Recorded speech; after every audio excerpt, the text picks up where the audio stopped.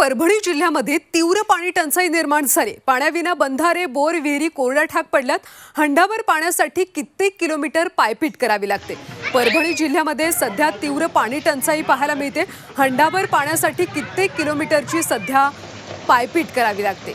आणि या सगळ्या परिस्थितीचा आढावा घेतला आमचे प्रतिनिधी गजानन देशमुख यांनी। परभणी जिल्ह्यात मोठ्या प्रमाणात पाणी टंचाई निर्माण झाली।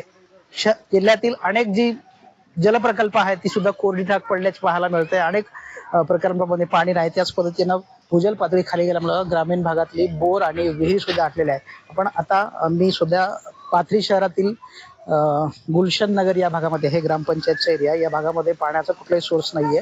त्यामुळे अशा पद्धतीने लोकांना मोठ्या प्रमाणात भांडी विकत घ्यावे लागतात। अशा टाक्या मोठमोठ्या विकत घेऊन हे सगळं पाणी साठवत आहेत। एकूणच शिवसेनेच्या वतीने हे मोफत पाणी वाटप त्यामुळे सुरू केलंय की लोकांची मोठ्या प्रमाणात पाण्यासाठी भटकंती सुरू होती। अमृत नोनी गॅस्ट्रिन, अपचन, ऍसिडिटी, गॅस्ट्रबल ह्यापैकी तुम्हाला कुठलाही गॅस्ट्रिक प्रॉब्लेम झाला, उपाय एकच, अमृत नोनी गॅस्ट्रिन।